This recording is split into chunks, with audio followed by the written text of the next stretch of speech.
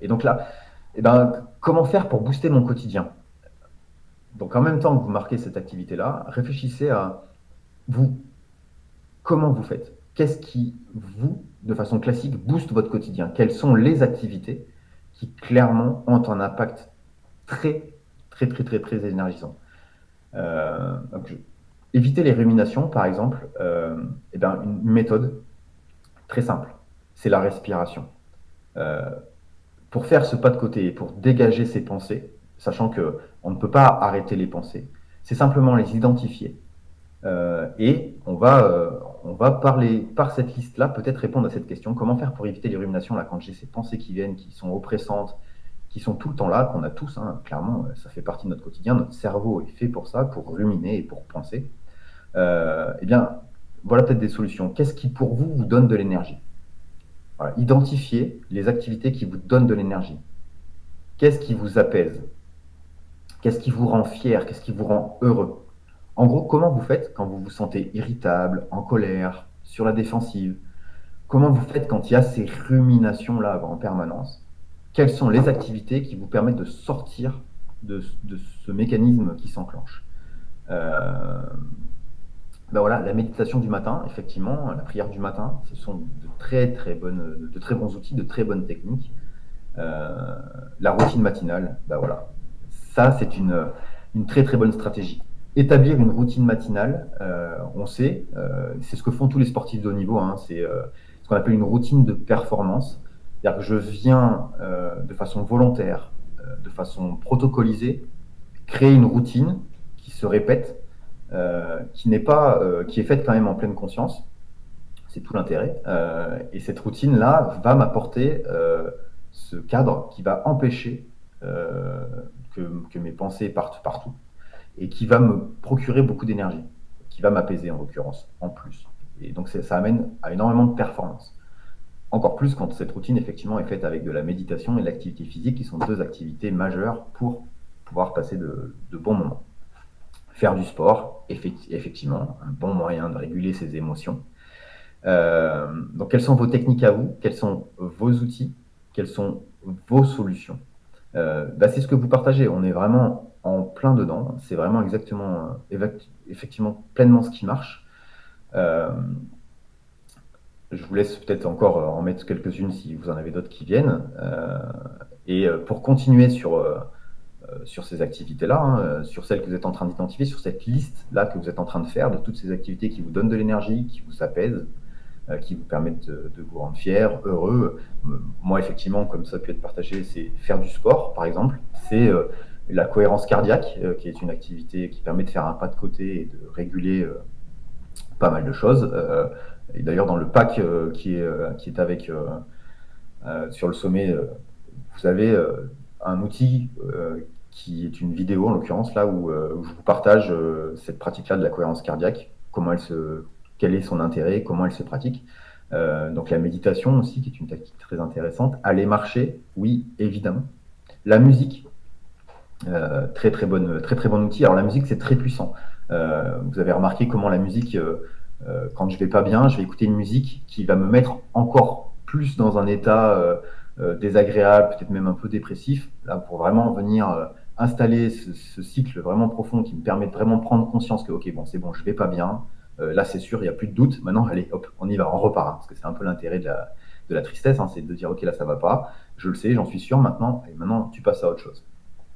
Euh, Ça, c'est un bon moyen, effectivement, mais la musique, elle peut être boostante. Une musique très énergisante me fait bouger, me fait sauter, comme quand je sors. La musique peut aussi m'apaiser en fonction de ça. Donc voilà, une musique qui apaise. Euh, je n'arrive plus à tenir une routine matinale avant la méditation et le sport le matin. Me faisait du bien, fou, mais impossible depuis un moment de m'y remettre. Trop de pensées, à des choses à faire. Et bah oui, c'est effectivement ça, c'est la réalité de notre quotidien. On sait qu'il y a des choses qui nous font du bien, et puis il y a des moments, j'y arrive plus. Bah, c'est ok. Euh, c'est ok de ne pas arriver parfois à faire les choses. Voilà, il y a des moments où effectivement les choses s'enchaînent bien, des moments où c'est plus compliqué. Bah là, peut-être la meilleure chose à faire, c'est de visualiser de façon positive cette tâche-là et de créer cette routine de préparation pour me donner de la motivation. c'est de me dire, OK, demain matin, je me lève à telle heure et je prépare tout le matériel pour que les choses soient le plus faciles possible. Au moins, quand je me réveille, par exemple, moi, quand je sais que quand j'arrive plus à faire mon sport le matin, un bon moyen de le faire, c'est le soir, je prépare mes affaires pour faire mon sport. Je prépare mes chaussures et je me dis demain, ça va être chouette, je vais aller courir, je vais passer un bon moment. Donc, je fais cette visualisation positive, ces pensées positives. Je prépare mes affaires et j'anticipe. Demain, je vais aller courir à tel endroit, je vais le faire de telle façon, je ferai ce parcours-là. Et voilà, je vois tout, je visualise tout ça. Et quand je me lève le matin, tout est prêt. Je ne peux pas m'échapper. C'est une sorte de challenge que je me donne, c'est une sorte de défi que je me fais à moi-même et je ne peux pas ne pas y aller. La lecture, très bon moyen aussi, effectivement. Et voir des amis, oui, très très bonne technique pour faire ça.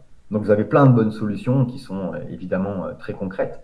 Et je vais vous partager quelque chose de très intéressant, c'est qu'il faut plus d'émotions, enfin, en tout cas je trouve intéressant, c'est qu'il faut plus d'émotions agréables pour compenser une émotion désagréable. C'est-à-dire qu'à chaque fois que je vis un moment désagréable, il m'impacte beaucoup plus qu'une...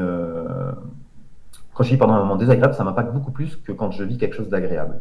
Notre cerveau est programmé, c'est la loi de l'évolution, hein, c'est notre système nerveux qui est fait comme ça, notre cerveau en l'occurrence, il est fait pour enregistrer les choses désagréables. Alors l'enjeu, c'est vraiment de venir porter notre conscience de façon volontaire aux choses agréables. Euh, et le problème, c'est qu'il existe bien un biais de négativité, c'est-à-dire que ce cerveau, il est fait pour repérer ce qui ne va pas. C'est comme ça. Ça conditionne ma survie. Je dois repérer dans mon environnement tout ce qui est menaçant. Et il vaut mieux que je prête attention à quelque chose qui n'arrivera jamais pour ma survie. Hein. C'est plus intéressant de faire ça que d'observer quelque chose, que de passer du temps à observer.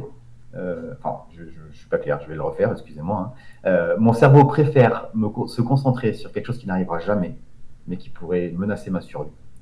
Quoi qu'il en coûte, en fait, finalement. C'est comme ça. Ça, c'est ce biais de négativité qui m'entraîne et qui me pousse à repérer toutes ces petites choses désagréables de mon quotidien. Concrètement, dans une journée, il y a à peu près 86 000 secondes, 86 400 de mémoire. Si je vous donne 86 400 euros, voilà, tout de suite là, je vous donne 86 400 euros, et qu'en marchant, vous en perdiez 100, vous perdez 100 euros. Vous n'allez pas jeter les 86 300 secondes 86 300 euros, pardon, en disant ah, j'ai perdu 100 euros, c'est horrible. Bah, ça, c'est ce qu'on fait pourtant avec notre temps. Sur 86 400 secondes, s'il y a 100 secondes désagréables dans ma journée, eh ben, je vais jeter à la poubelle les 86 300 en disant ah, c'était vraiment une journée horrible, j'ai passé un sale moment, parce que pendant 100 secondes, vous êtes fâché avec un ami, avec quelqu'un de la famille, ou vous avez vécu un moment désagréable au travail. Et ça, c'est toute la problématique du biais de négativité. Comment faire? Eh bien, un outil que je vous partage, c'est tous les soirs, à la fin de votre journée, noter trois choses agréables qui vous est arrivées. Trois choses agréables qui vous est arrivées dans la journée. Voilà, pour changer de perspective en fait. Pour arrêter de voir tout ce qui ne va pas. Eh bien, je viens me forcer tous les soirs. Je crée une routine là aussi, hein, c'est une belle routine à installer. J'ai tout prêt à côté de moi et tous les soirs, je note trois choses. Je viens vraiment me concentrer sur trois choses agréables de ma journée. Il n'y a pas besoin de viser des choses extraordinaires. Ça peut être j'ai mangé une pomme qui avait un très bon goût, une clémentine très juteuse. Ça peut être j'ai eu ma sœur au téléphone, j'ai eu un câlin de mes enfants. Ça peut être des choses plus extraordinaires, une grosse promotion professionnelle, mais ça n'arrive pas tous les jours. Donc ça peut être des choses très simples que je viens identifier. Donc voilà, comment contrer le biais de négativité? C'est un bon moyen, c'est ça. C'est venir vraiment porter son attention sur ça.